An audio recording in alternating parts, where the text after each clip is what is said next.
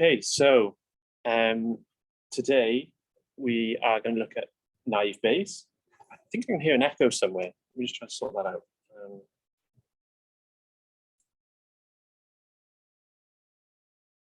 Is that any better? Maybe. Okay, yeah, so this week we're doing naive Bayes. And this is going to be a little different, but we are going to use probabilities. So I can just still hear a slight echo. I wonder if, is everyone muted? Just check.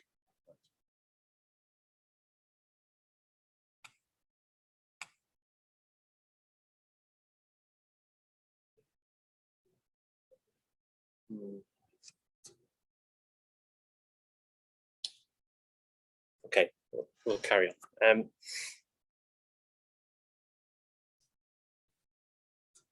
Yeah, so naive Bayes. So this is it's actually a really old algorithm. So we're going to look at probabilities today, conditional probabilities, and I'm just going to close that for a second.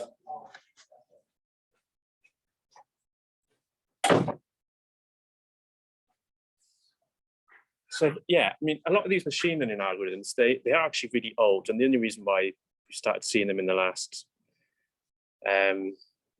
sort of 20 years or so is because we've got the data. So this is an example of this. We have an algorithm here which, yeah, so this guy, Thomas Bayes, so he was a priest, and all the way back in 1763, he was looking at some advanced mathematics, and he came up with this theory of a naive Bayes classifier, or Bayesian probability, which is used all over machine learning now. So we're going to be looking at this equation today.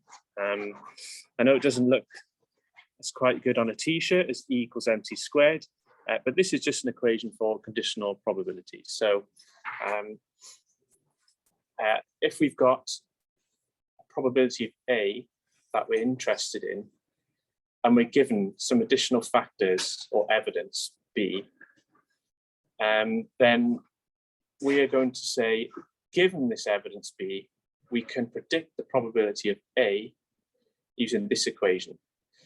I know this looks a bit strange at the moment, but we're going to demystify this as we go along. So, you know, if you're given the probability of B happening, the probability of A happening in general, so this is without any evidence, what is the evidence for the features you're looking for, multiplied by the probability of A, divided by the probability of B. So yeah, I'm still concerned there's a bit of an echo.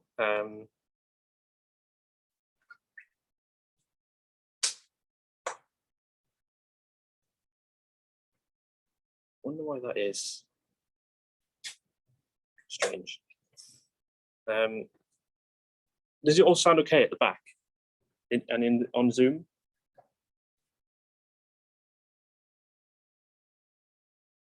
Okay, good. Cheers.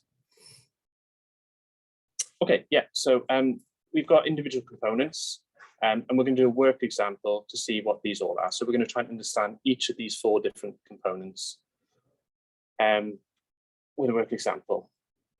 So, for example, the probability of A. So, you know, we're interested in determining the probability of someone having dementia, given some variables such as do they experience memory loss, what was their score on a mini mental state exam score, things like this. But we can do a few things right off the bat. We can just, with disregard to all those variables, what is the probability of A in the population, i.e. what is the probability of dementia in the population? And we know, for example, that in over 60s, around 6% of people have dementia. So we know just the probability of A on its own without taking into account any of the other variables. So this is what we're really interested in. So the probability of A given B, i.e. some features. So in this case, just one feature of B, and there will be multiple. Just think of columns in a spreadsheet. One such feature might be the probability of dementia given a score between that range on a mini mental state exam score. So typically, if you're going to be diagnosed with dementia, you if you're suspected of having it at least, you will undertake one of these tests or a series of these tests, and they will determine, depending on what your score is, if you will get diagnosed with dementia or not. So that could be just one feature of B. So we want to take this into account, and this is what we mean. Now, what is the probability of A, given all of the 60-year-olds we have just taken this score, and we take into account what their score was. So this is what we're trying to answer this question, okay? And if you remember, the first component on the right-hand side of the equation was this. What is the probability of B given A? So this might seem a bit strange. How do we solve this? If we're trying to solve this, this looks really similar. How on earth are we going to solve this? It's just the way you interpret it. So this means the probability of B given A. So in this case, if we have a lot of people with known dementia, what is the probability of them scoring, below 12, between 13 to 20, and so on in these ranges? So this is slightly different. You turn it on your head. We take people we know that have dementia. What is the probability that they'll achieve a high score in the population of people with dementia? Okay, so we can observe these things. We can go out and find a cohort of people with dementia, get them to take the test, and then see what that score looks like on average, or rather distribution of scores. Yeah, so the probability of B on its own. So this is sometimes called the evidence. So you might see this if you look at naive Bayes elsewhere. The denominator of that equation simply means the evidence, and it's taken into account all of the different variables. So for example, we need to take into account the probability that someone has dementia given their mini mental state exam score. But we also need to include the other half of the population. So what's the probability of not having dementia given a mini mental state exam score?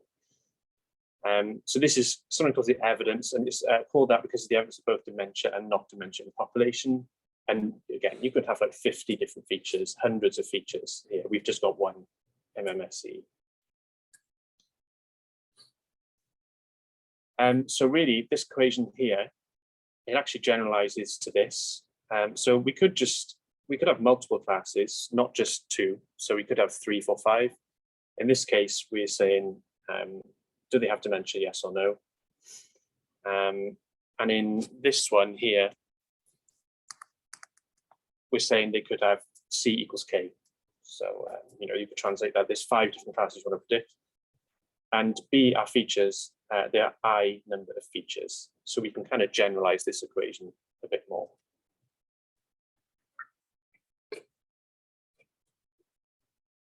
Okay, so let's take an example, and we'll try and work this one out, given what we know. We can, remember, just break down into those 4 simple components, and we'll try and spot how we build this equation. So patients report to hospital with some symptoms, and the doctor diagnoses the patients based on these symptoms. Can we use naive Bayes to classify new patients based on their reported symptoms? Okay, so this is a 2-class problem. They're either diagnosed with cold or flu, just to make things a bit more difficult because they're very similar. And so this is 1 row per patient. And this patient has come in and they've reported they've got strep throat, i.e. sore throat, earache, blocked nose, and they're dehydrated. And so each patient comes in, and over time, what naive Bayes aims to do is to try and spot patterns in the data. That's for example, the people with flu tend to, on average, report more fatigue than those with a cold, things like this, okay? So we can work these out. What's the probability of flu? Probability of flu is simply how many people do you observe having flu in your training set. So here we have 4. So the probability of observing flu is 4 over 7. So 7 people, 4 of them have flu. Easy, okay? And that means that the probability of cold then is 3 over 7. And now we can look, so this is probability of A, if you like. Okay, we're interested in, do they have flu? What's the probability they have flu given some features, or what's the probability they have a cold given some features? So this is like P of A. Okay. So now these are P of B because these are the features. So what's the probability of strep throat in the population? Well, that's easy as well. You just simply count the number of people with strep throat, and I think it's 3. So we have one person here, another, oh no, it's actually more than that. One here, here, there's 5. Okay, so the probability of strep throat in the population is 5/7. Okay, and now this is where we get to. This is P of B given A. So in the population of people that do have a cold, they've been diagnosed with a cold, what's the probability of observing strep throat? So we're just going to limit ourselves to the 3 rows of people that have a cold, and we're going to count who has strep throat.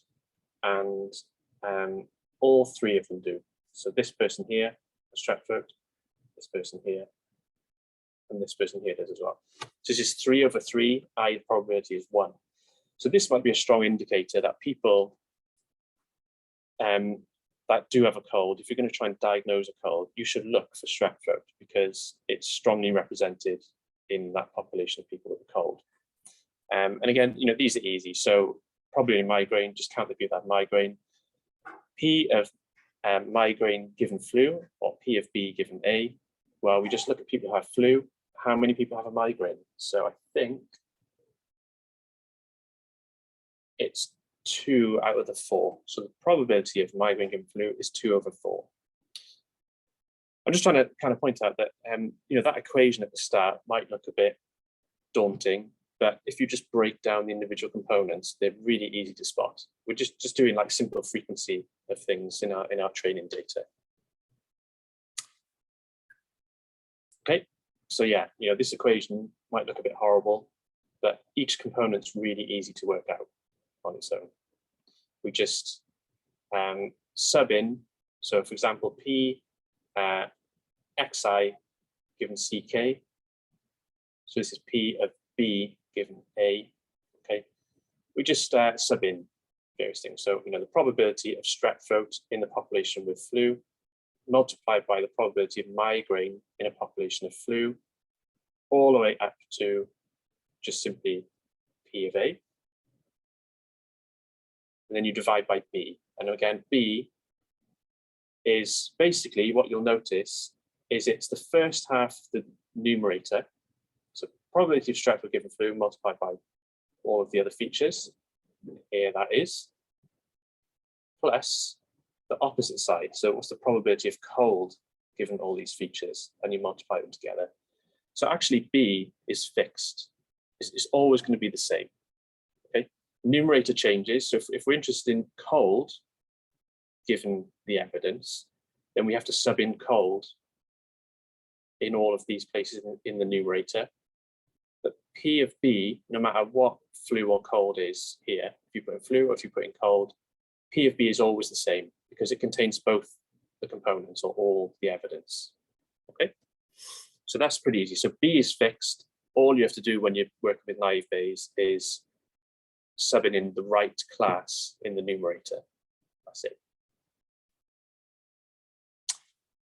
So, you know, kind of just to sum up what we've done, we calculate for each person the probability of flu given all of the evidence or features. And simply what we do is we look at which was larger. So for one person that comes in, they report their symptoms. You do this equation twice. So one for flu and one for cold. And once you've done that for this person, you just say, well, which is the largest probability? We're going to take that probability and assign that as their diagnosis. And this is called the maximum posterior probability. So you just plug in, you know, if we had flu, cold, and COVID-19 for each person, we'd have to do this equation 3 times and just take the largest probability, and we assign that as their diagnosis. And of course, you know, if that was training data, we then simply say, well, we know that they have COVID-19, for example, or cold or flu. We compare that diagnosis to the maximum posterior. Was it correct? Yes or no? Okay, so training and then testing. Okay, so yeah, as I said, testing.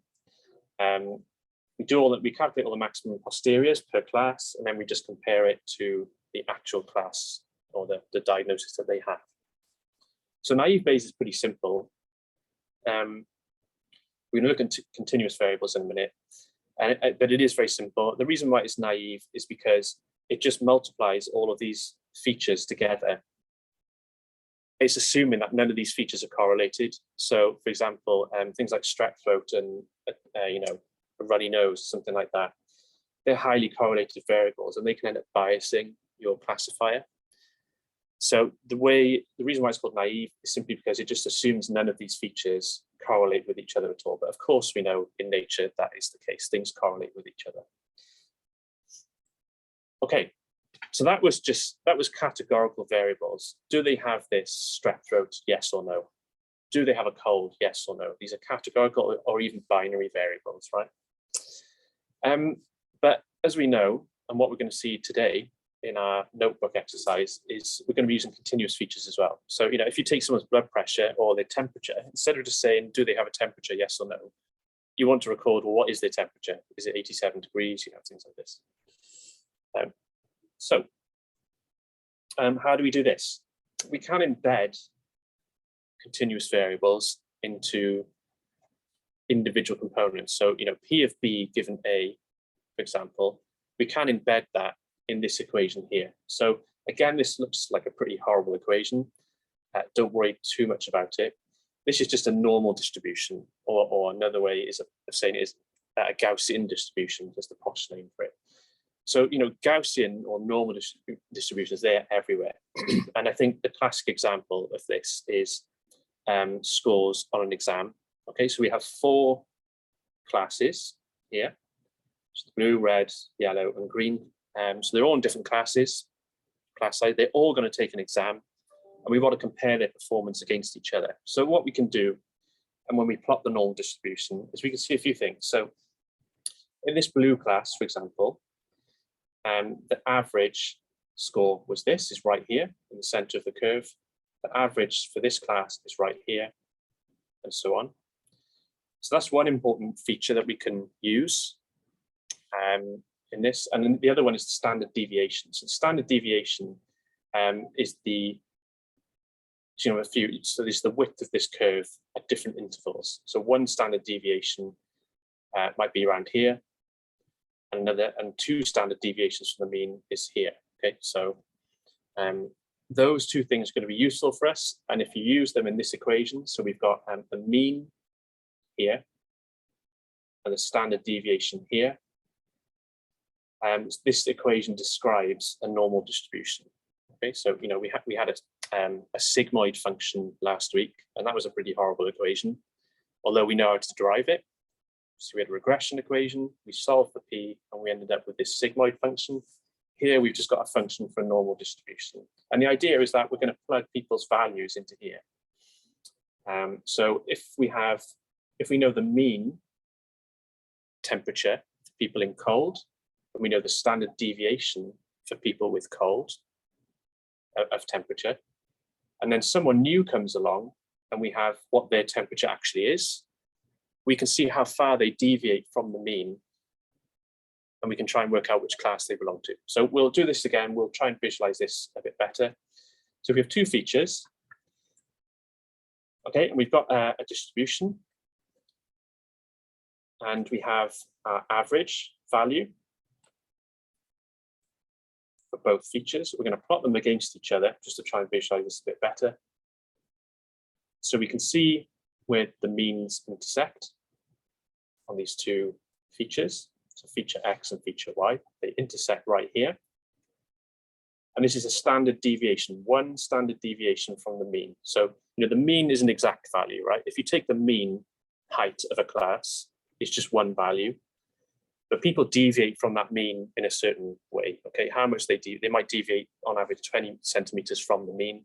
So this is kind of like an area of uncertainty, which is just 1 standard deviation from the mean. Okay, so most people they will fall within 1 standard deviation of the mean.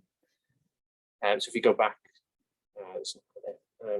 if we just go back, in this example,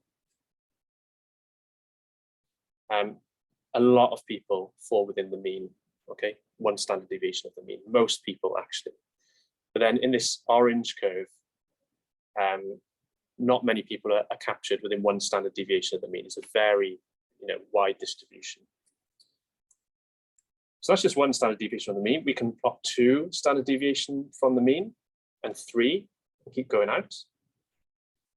And the idea is that we have, for this first class, this black class here, we can just basically see if a new data point comes in, if a new data point ends up here, looking at their features, so feature X and feature Y, and they end up here, then we can say, actually, they're quite far away from the mean of this class here. And then this is a 2-class problem that we're usually interested in. So flu or cold, dementia, yes or no. So again, we can plot this. And the idea is that, a new person comes in, you record whatever X is, and you record whatever Y is. So this could be temperature versus blood pressure, I don't know, something like that. They will have a dot somewhere on this graph. And for example, if the dot lands here, then you can easily visualize that they're going to belong to that class. Okay, so given a height and weight, what is the probability that the person belongs to a certain class? And again, you go out and you collect your evidence. So you go out and collect people that, training is where you say, let's take people with a certain condition, and let's take people that don't have it. You collect the mean and the standard deviation, you can work that out. If you go out and get 100 people, you can work out the mean of the population, the standard deviation of the population. And so we can use these in our Gaussian distribution equation, or our normal distribution equation. Okay, so we want to fit these into here. So given a height X and a weight Y, what's the probability the person wants a certain class? So we just sub it in, right? So if we've got weight, so what is the probability? I think this doesn't read right, actually. I think I have to correct this. This should be, okay, so this should be the probability of an adult with a certain weight given a class. So this should be P of adult given A. So I'll correct these before they go up.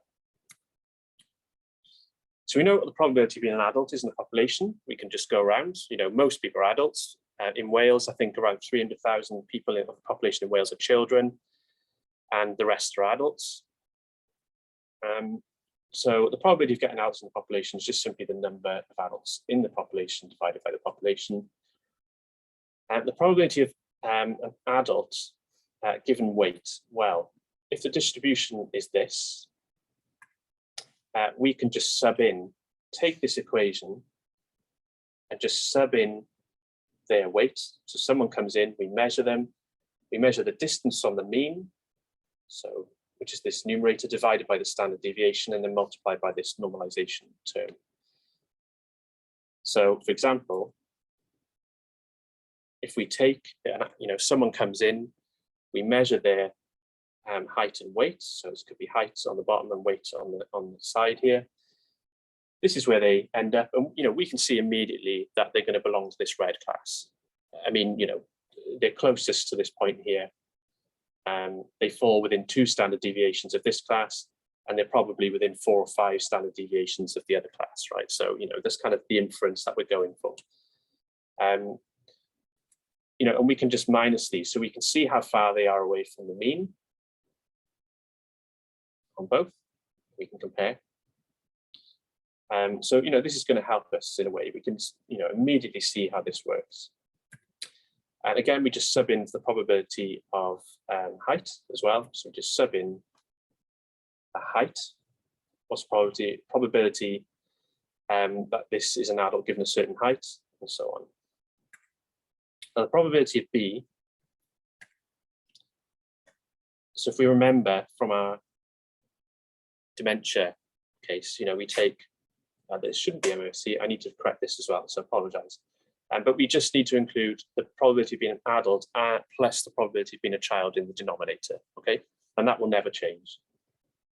It's the number of adults plus the number of children in the population. So this equation is starting to look a bit really horrible now. All we've done is we've subbed in certain things. So just to break it down, you know, if we're framing this as probability of A given B, or the probability that they're an adult given B, so we have the probability of A, which is here. This is one term, it's pretty simple. And now we have the probability of B, or the probability of weight given an adult. Probability of height, what's the probability I observe this height given it's an adult? So in front of me, so these are basically P of B given A. And then just divided by our normalization term. So even though this looks really horrible right now, you know, they fit into you know, normal naive Bayes equation.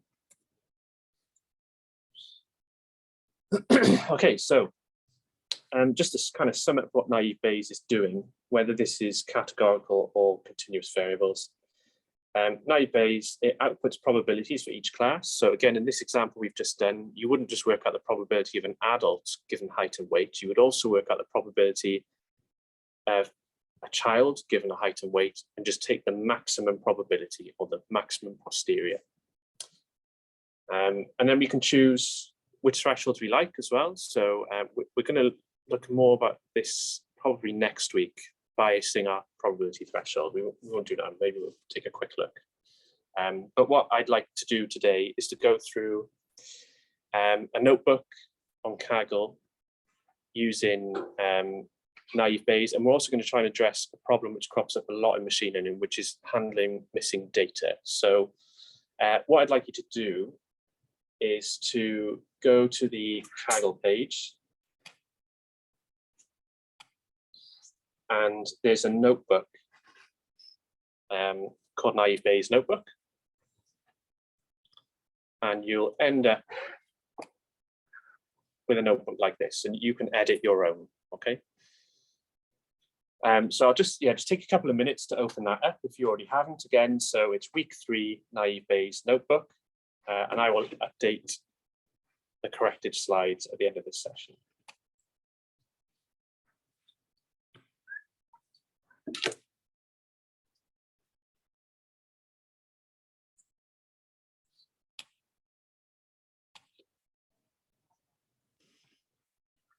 Okay, so just a little bit about the data that we're using today. So the data we found up here, and we're just using this file. You've seen this before, I think you saw in PM365. It's just a mutation database. I think you used this for your assignment as well.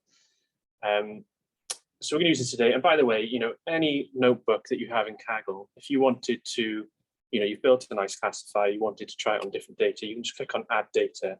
And the amazing thing about Kaggle is you've got thousands upon thousands of data sets, a lot in health that you can use. You can just import it into your notebook.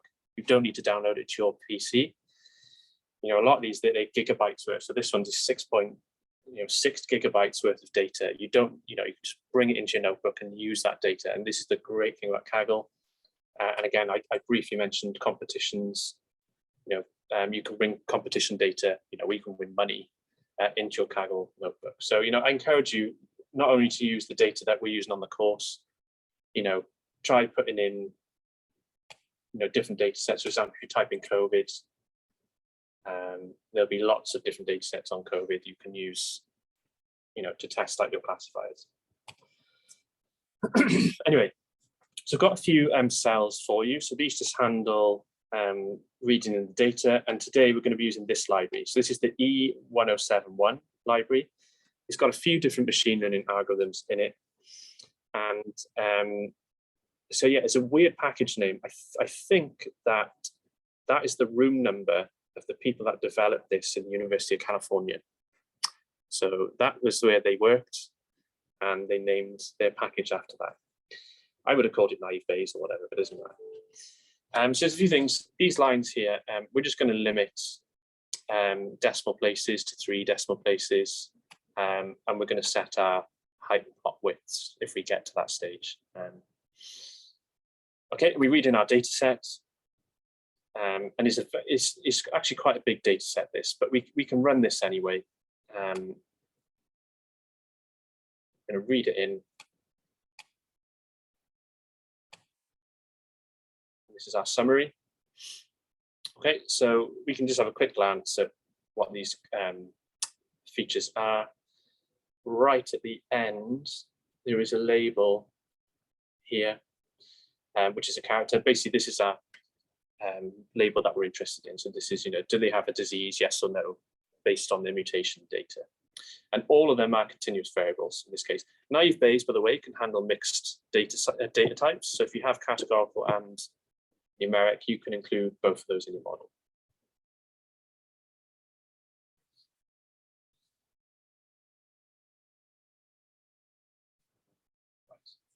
Okay, so this is a really big data set. We just for demonstration purposes, we're all going to be coding along with each other today. If you use the entire data set and train on it, it can take sort of 5 minutes to run. We don't want to do that. We don't want to wait 5 minutes. So we're just going to take 10,000 random rows. Even that sounds big, but it's not too big. So we can do that running using this cell. Here it is. It should limit it. Yeah. Okay. So this is kind of what the data set looks like. Got all your different features. And right at the end, you have is the mutation pathogenic, i.e. causes disease, or is it benign? And the next thing to do, as we know, is to split our data. So can you see this cell? Let me just check in there. Yeah, you can. Got it. Okay. So again, I've used this code for ages, like sort of 10 years or so. It just splits the data into training and test set. Now, the thing is, in any programming language, not just R, if you have a piece of code which you use frequently, you can encode it into a function and make it easier to call down the line. So this is what we're going to do today. So we're going to write our first function in R. Things like the summary command. If I find it, this is a built-in function in R, and it does something, as you see. We're going to create our own function just to split our data. Okay, so this is kind of what we want our function to do. So just to remind you, we set a threshold for 75% training split. Then we shuffle our data, or reshuffling it is harmless. We can do that again. We get our training set and our test set. So we went over the logic of this last session. To create a function, we're just going to copy this in. So if I just copy the whole lot, and this is how you create a function in R. So our function is going to be called split data. And the naming convention for variables and functions this is called camel case. So you start off with an uncapitalized letter, and then when you get to a new word, you capitalize that. Okay, so that's a pretty standard naming convention in a lot of programming languages. So this is going to be our function called split data, and we're going to say function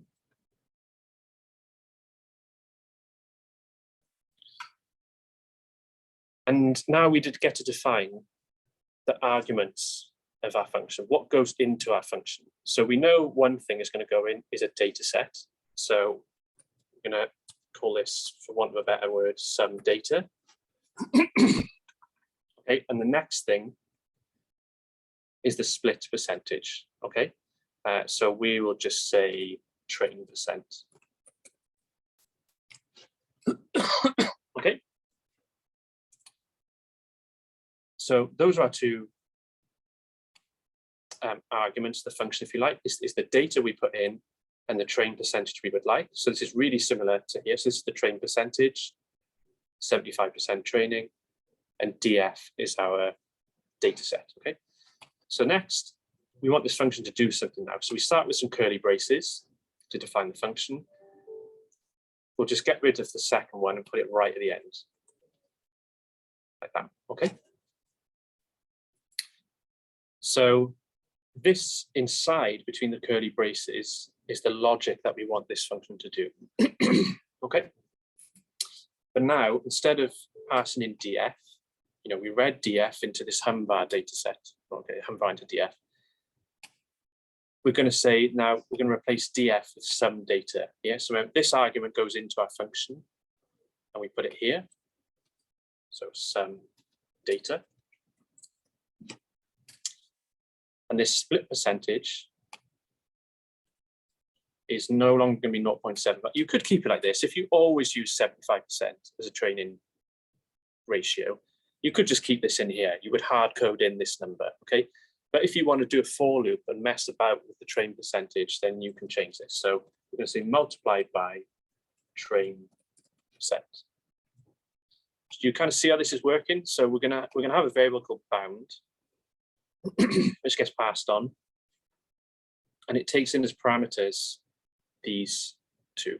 Okay, so let's continue going on. Basically, anywhere we see df, we're just going to replace with some data. Okay, so some data, shuffle it, equals some data sample, some data.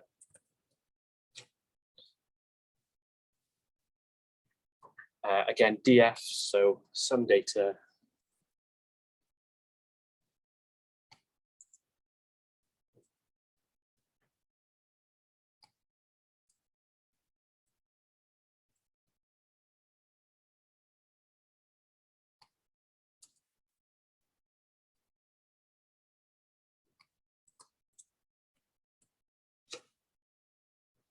Okay. Just let you all catch up a bit before we move on.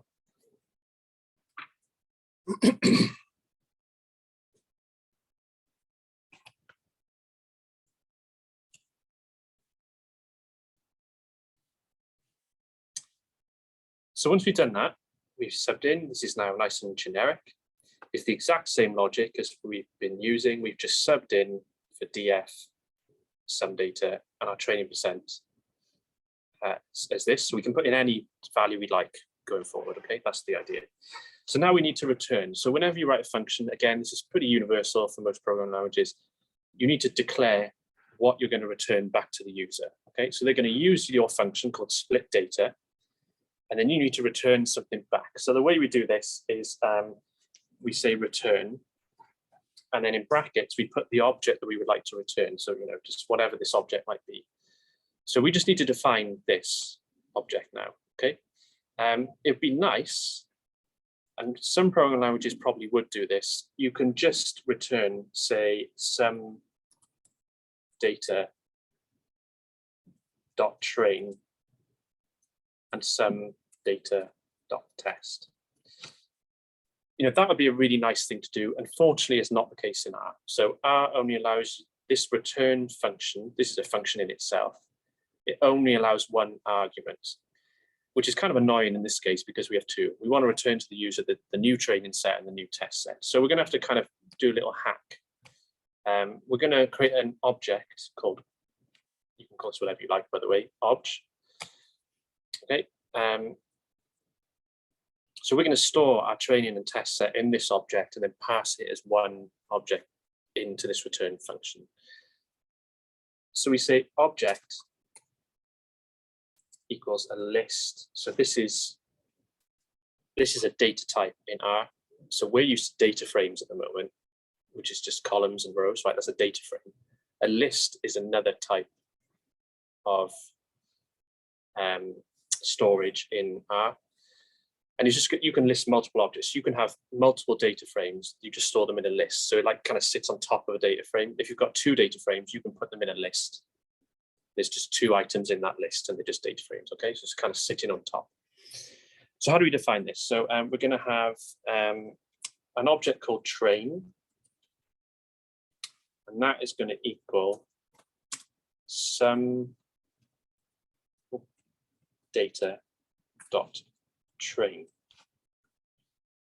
comma. So that's the first item in our list. And the second item in our list we'll call test. And that equals some data dot test.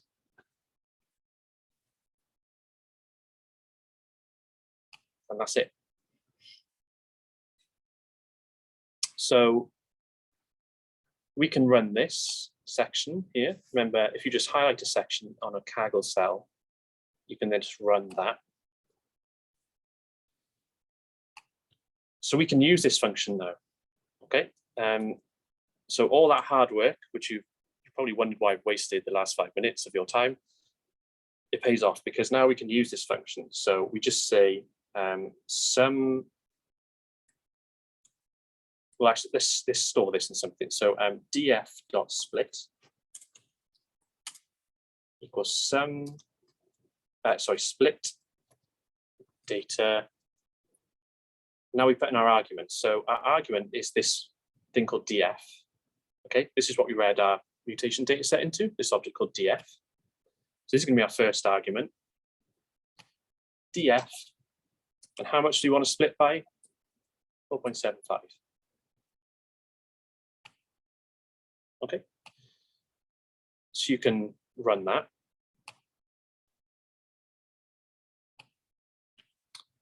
And now we can, so remember this is a list, right? This object here is a list. It gave us a list, we returned a list back. So the way you can access the different data sets in the list, we know there are 2 data sets living in this list. How do we access those? So we just say df.split and then put a $sign, so we access in something. And you can press tab at this point. So, you know, whenever you use $, which is either to access a column in a data set or an object in a list, if you just call the object df.split and then $, it tells you what's in there. Okay, so we can just choose one of these. We'll just say test, for example. And then we can run that. And there we go. So this is our test set.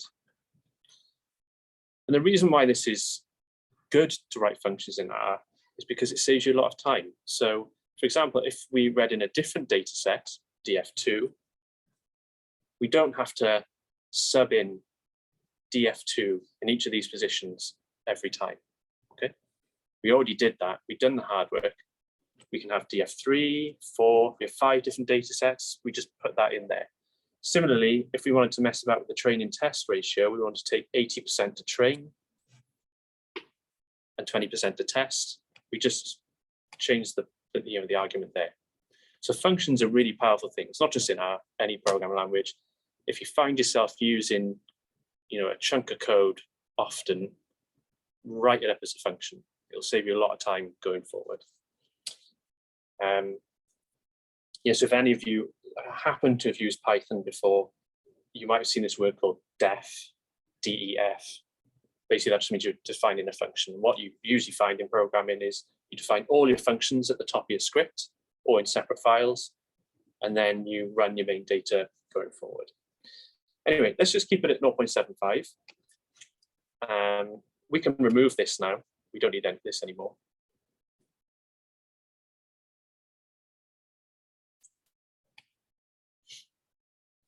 And just run the whole cell. Outputs our test set for us, and that's good. So now the really easy bit is, once we've done that, is to run naive Bayes. So run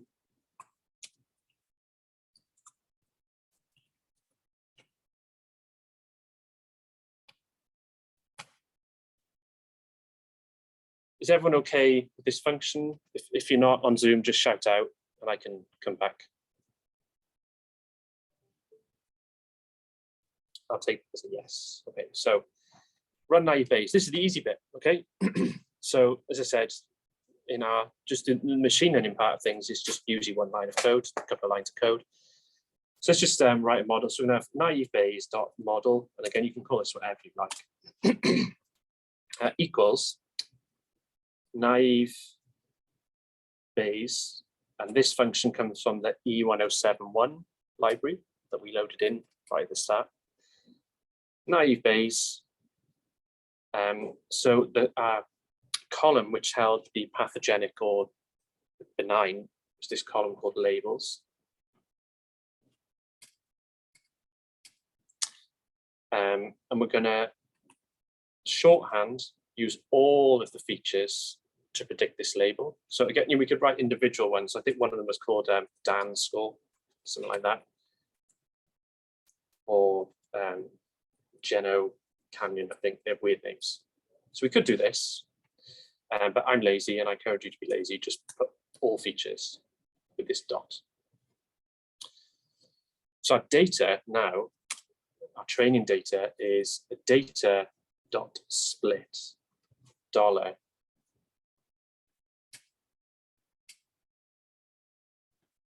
train. Oh, sorry, df.split. What am I doing?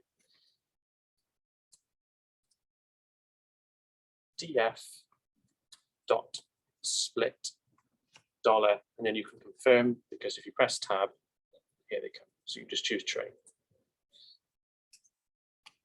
Okay, so now we can train that model. Not fun. Have I not loaded it in? Hang on. I don't think I run first cell. Let me just run by hand just in case.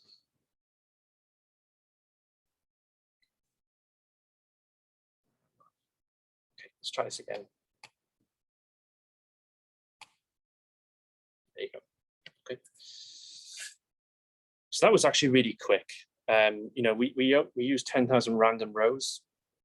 We probably could have got away with the whole data set, but naive Bayes is simple, right? If you use something like decision trees, SVM, which we'll come on to later in the course, they'll definitely take 5 to 10 minutes to run on all of it. So that ran really quick. We've got a model. We can view the output of the model. Okay, so it's given you some of the components of the equation. So this is like P of A. Okay, so we want to work out P of A given some evidence B. Well, P of A is this. So the probability of benign is just a frequency. You know, 2/3 of our data were benign and 1/3 was disease causing. Okay, for each feature then, each feature versus each class, we have the average value and the standard deviation, one standard deviation. Okay. So, you know, these are the things that we needed to work out to plug into our Gaussian distribution equation. So yeah, we have, so for the benign class, so given P of A, i.e. benign, what is B? And the average value for B then is 0.8, and the standard deviation is 0.25, okay? And it gives you all of these, so you can have a quick look. Hi, how's it going? Error? Let's debug an error, 1 sec.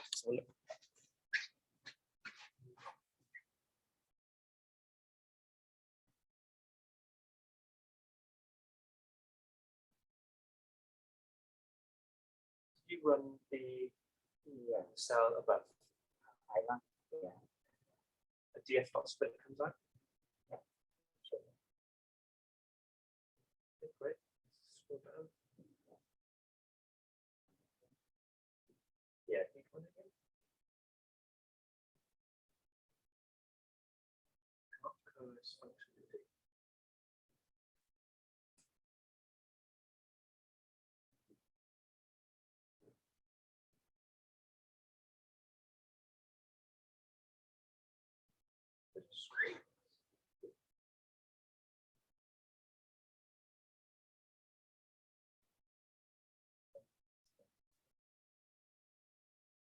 So just stop the recording. It's got 1 hour. I'm just going to pause the recording and then I'll come back in a minute or so. Okay, error solved. Right. Yeah, I'm done. Okay, so that's good. So we've got a model. We've used our training data, and what naive Bayes has done, and what I've allowed naive Bayes to learn, is that for each feature given a class, what is the average value, or the mean value, and its standard deviation. So these are things now we can set up our Gaussian distribution equations. A new data set comes in, and we can just plug in the value of each into that equation. So let's do that now. So we're going to predict unseen examples, i.e. our test set.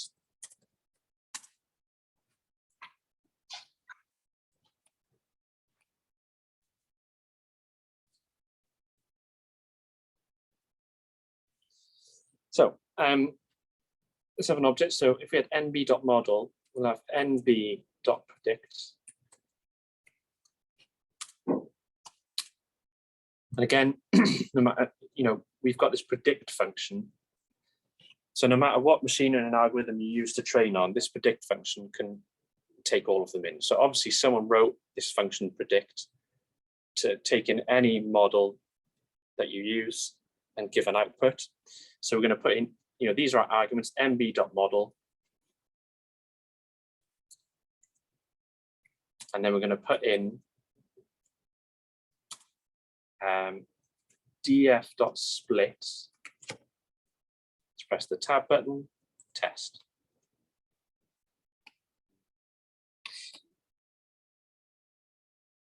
So by the way, I think you can actually see what's inside all these inbuilt functions. Predict.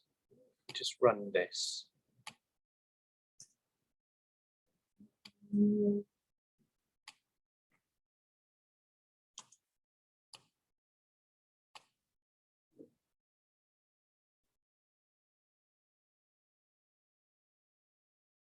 Okay, I don't know what to do.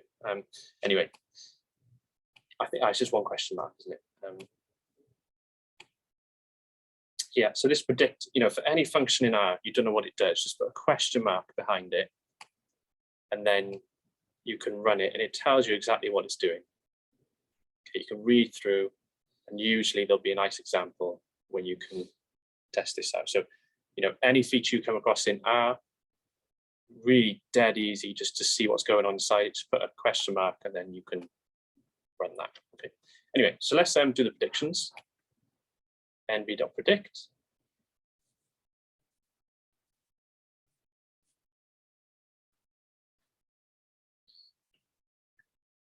Okay, so that took, weirdly, that took a bit longer. So I know why, because it was plugging in all of those values into those, we've got 20 features, that's 20 Gaussian distributions per class, so that's why it took longer, which is good. Okay, so now we can do a confusion matrix. So again, if you ever write in a paper, report, or an assignment, if you don't give me the confusion matrix, it's just not good. You have to give the confusion matrix. So confusion matrix.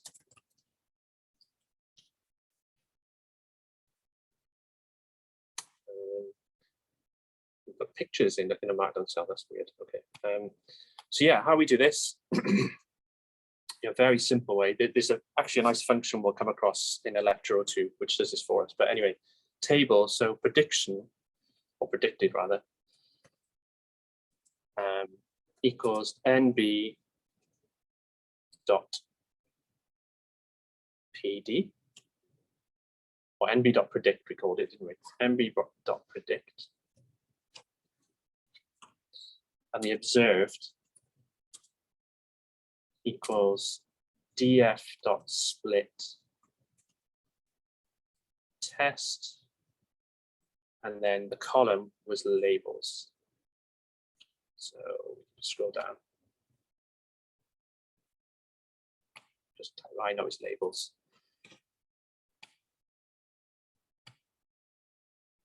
And there we go. So from here you can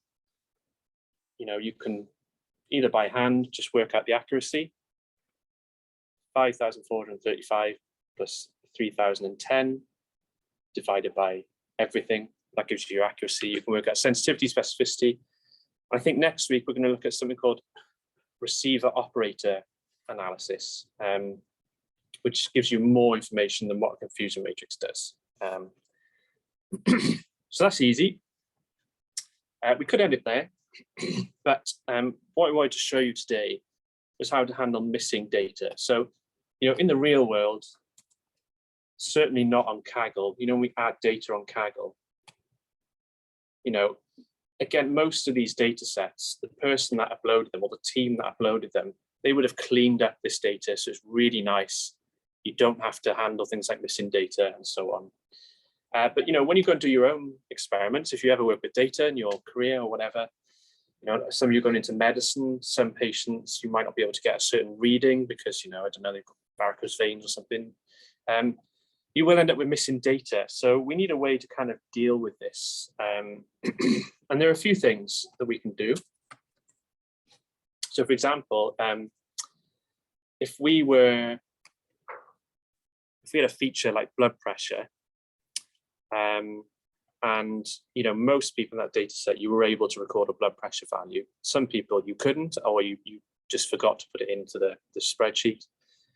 What do you do with this? So, one way is just to take the average and just sub in the average value for that person. So you take the average of the blood pressure in the population, and you just say, I will assign that value to you because it's missing.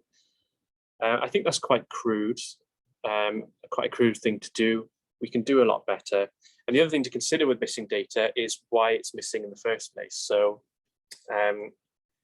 if you've got just 1% of your population has a value missing, then I think you can go ahead and try and impute the value. So we're going to do imputation. We're going to impute this sort of synthetic data, if you like.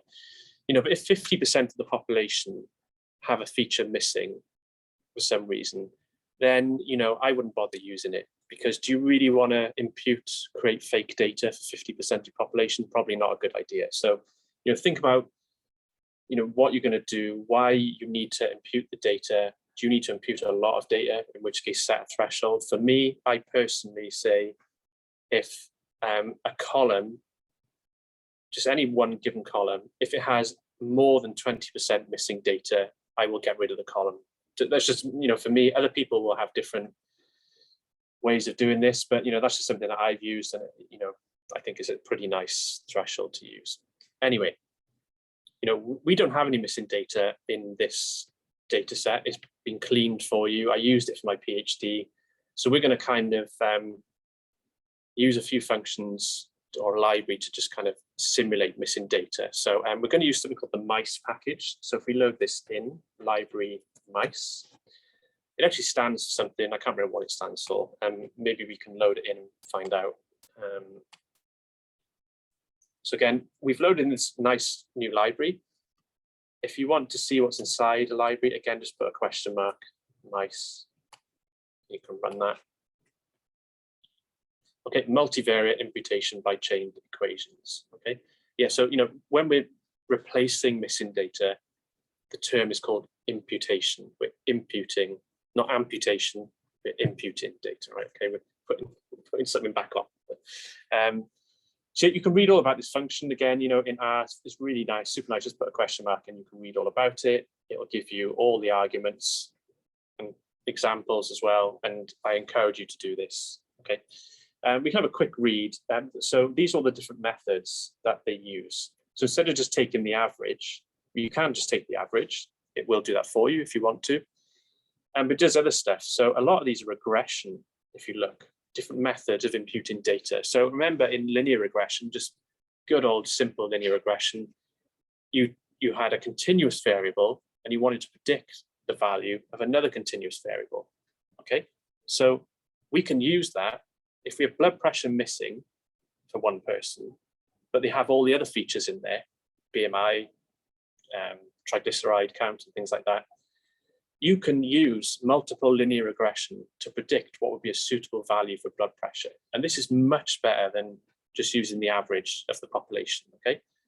So, here we see, if you speak to many people doing machine learning, they will say linear regression, that's not machine learning, that's just plotting a line of best fit, that's beneath me. But actually linear regression is in its own right a machine learning technique. It predicts a continuous value given continuous variables. And as a secondary use, linear regression gets used a lot in data imputation. So again, we're doing machine learning. We always have to do imputation. I'm guaranteed you'll have to do it.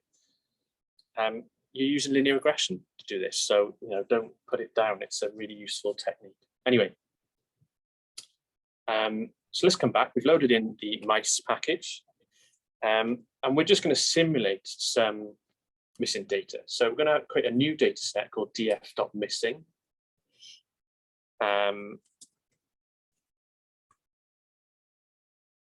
Okay, and there's a function called ampute. Okay, so if there's a function called impute to simulate missing data, put data back into a data set, it's got this function called ampute or amputation, which will sort of simulate missing data. It will take data out of your data set at random. So this is what we're going to do. So ampute df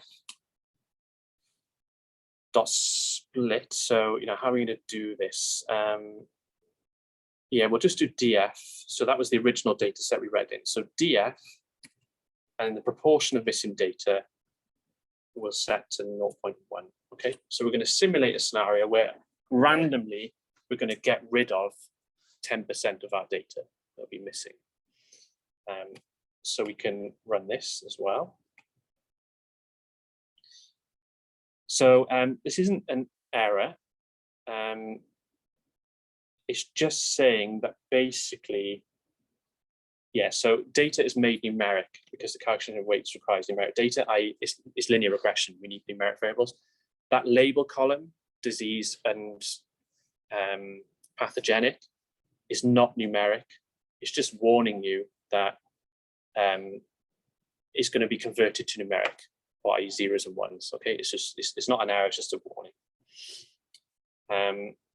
Okay. So we've got this object called df.missing. We can look inside this. So again, I just typed in df.missing, and what you'll see is you might have expected a data frame back, but it's not. It's a list. It's a list of objects. Okay. You can scroll down, see all these. You can output them. So maybe we'll just output, I don't know, frequency, for example. What does this give us? I don't really know what that is. But what you should have seen is a few things. So data, so AMP, this is actually, if you read the documentation, I've done this for you. This AMP, this is the new data set with missing data in it. So we're going to assign this to a data frame. And we'll call it df2 because I'm useless with names. We run this. And actually, we'll do a summary of df2. Okay, so I'll just print this out and I'll let you catch up. Okay, so those are the two code cells we're running right now.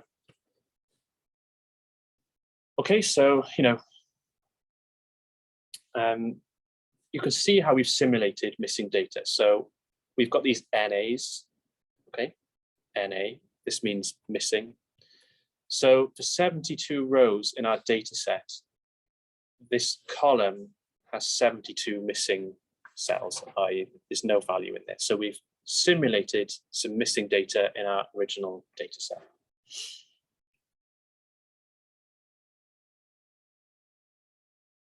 Okay.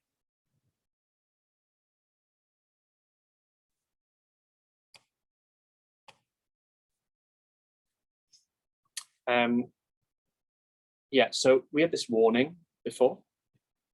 If I just scroll up, this warning message, it was basically complaining about this labels column. Can you see what it's done? It wasn't a numeric variable. It didn't know how to handle it. And it gave us a message called NA introduced by coercion. This just basically means I don't know what to do with this. The safest thing for me to do is just to convert everything to NA, which is not great for us. So that's what that warning message is about. So we need to address this because we still need these labels. We do have them though. So what we can say is df2, we're going to replace that column. df2 $labels, I here, is equal just to our original df $labels. Important that you don't shuffle this at all. If you shuffle, you know, what we're relying on here is that this df2, the data with the missing data, we've not shuffled any of the rows from the df data frame. Okay, so we're relying on the column labels from df to preserve the order of df2, which it does in this case. We've not shuffled it between creating df2. Okay, so just to bear that in mind. So we can replace this, and you know, let's just do a little summary again to check our data. df2.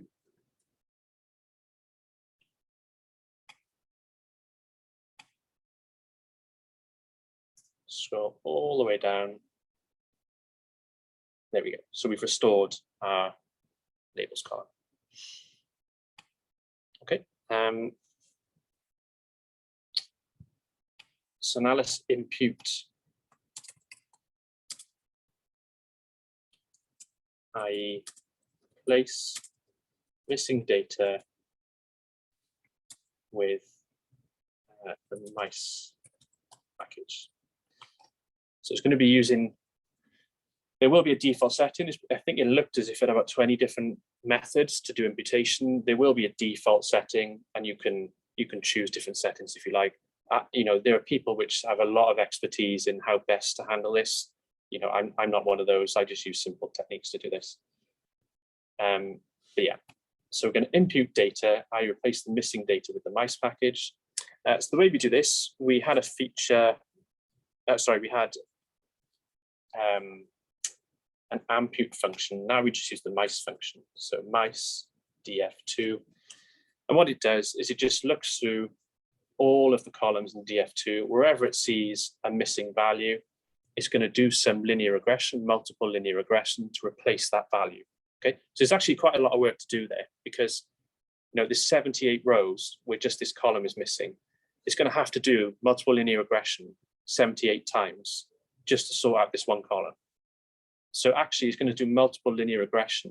Probably it looks to be about maybe 500 times to 1,000 times. Well, actually, if we have 10,000 rows and we've got 10% missing data, then it's 1,000 times, right? So let's just store this into something.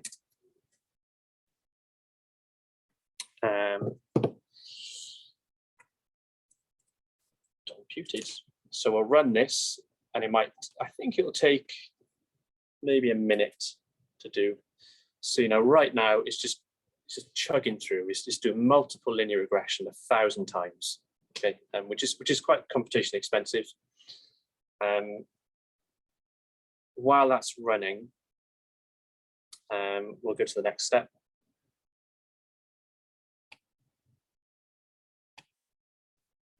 So again, this df2 imputed, you might think is a data frame, like a nice shiny data frame with all the data correctly, simulated and so on. But it's actually a list again. Okay, so we can do a few things. They actually come with an inbuilt function called complete. Again, this is where you need to read the documentation. df2.impute it. Then we're going to save this into a data frame,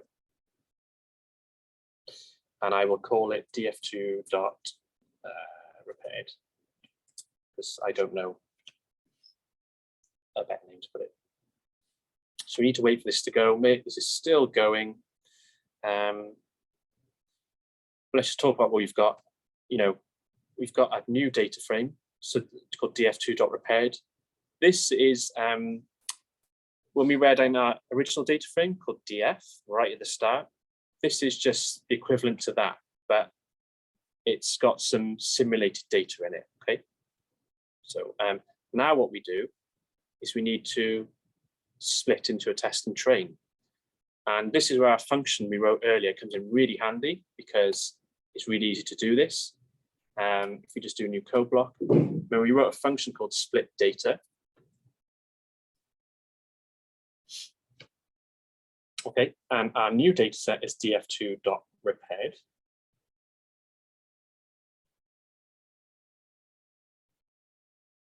And we'll go with, let's go with a 0.8% training split this time. And we're going to save that into, the names are going to get a bit weird now. We'll just call it df2.split. Maybe you might want to call this df2.repaired. I don't know, it's up to you.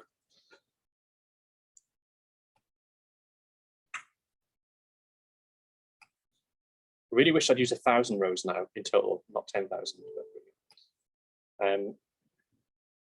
So can you see how this has saved you a lot of time? Like, if we hadn't written this function, we would have had to write 4 lines of code just to split this data up. But now we can just put it into this function. And then we put into naive Bayes. Okay, so we're working on blind faith here because we haven't seen what's inside these objects, but we've got nb.model.repaired equals naive phase. You can see this naming convention coming in here, naive phase, capital B. Naive phase, so we have labels.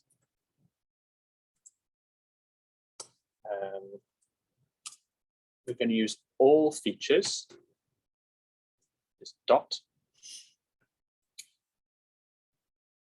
The data, the training data equals df2, sorry, our function takes this value.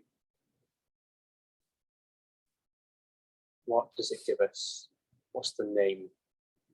We can read our code to find out.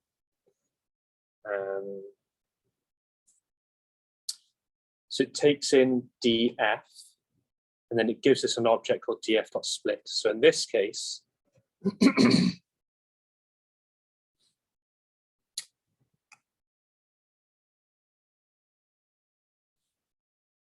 oh yeah, df2.split. There you go. Right there. df2.split. And we can't use tab because we've not created this yet. We're still waiting for this cell to run, but it's going to be called df2.split $train. And then we can use the label. No, we don't need to do that. Just there.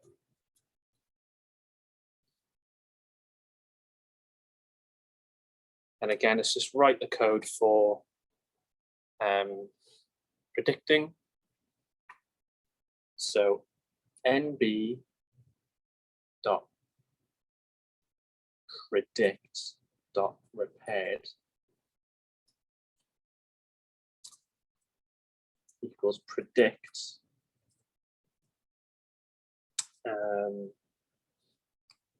nb dot model dot repaired.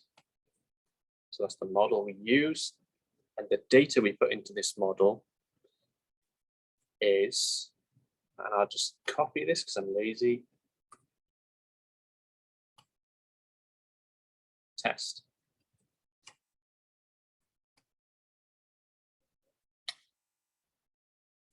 Okay, so this is run now, by the way. So we've imputed our data. It took quite a long time. You know, it takes longer to run a machine learning algorithm because at the end of the day, linear regression is a machine learning algorithm. We just run it 1,000 times. Naive Bayes, we just run it once, which is why it's so quick, right? So we've run this now, and we'll come back to our code, which we've got. So let's just get our completed data set back. And now we're going to use our function with an 80% split. We run naive Bayes. We do our predictions. So again, it takes longer to predict because it's embedding all those values in Gaussian distributions. Still quite quick though. And then finally, our confusion matrix. Table, and then we say predicted. So again, you could probably write a function for this, maybe make it a bit easier, but we won't, we'll just leave it there. Predicted equals, so now it's NB, oh, I've called it ND there, I don't want to do that, NB, sorry,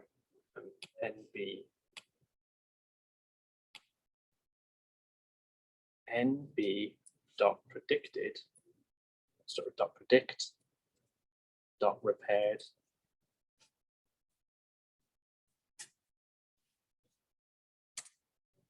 and then observed, or the ground truth equals this, and it's the labels column.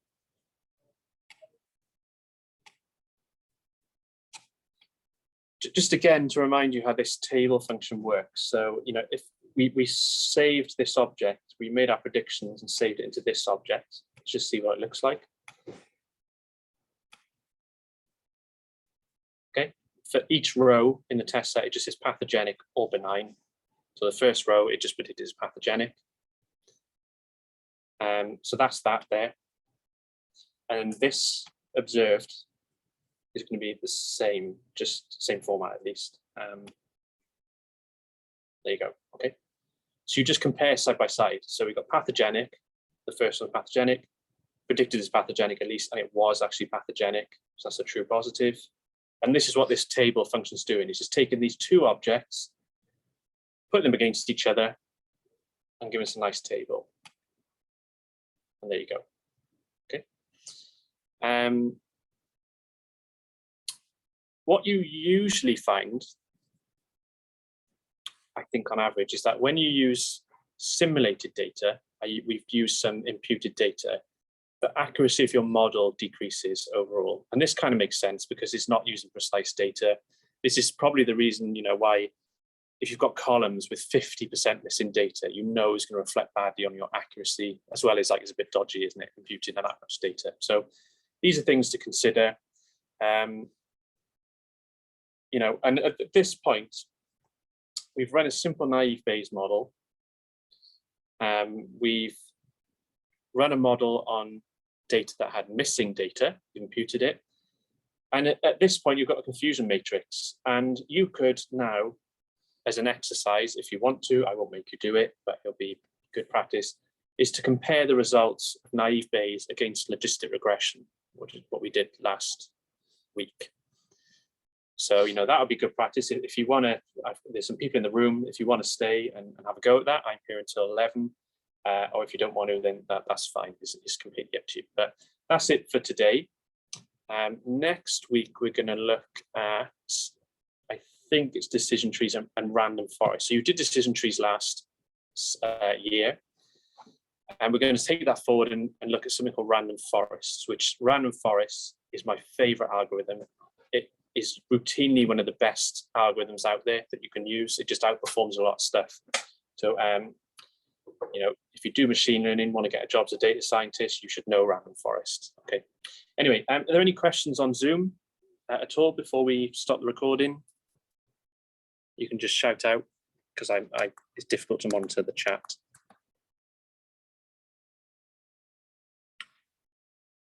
All good. Okay, you can email me if you have any questions. So we'll leave it there today.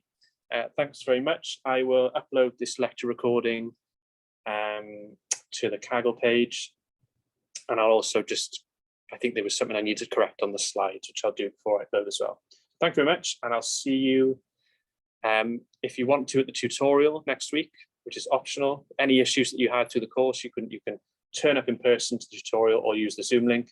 If not, I'll see you next lecture.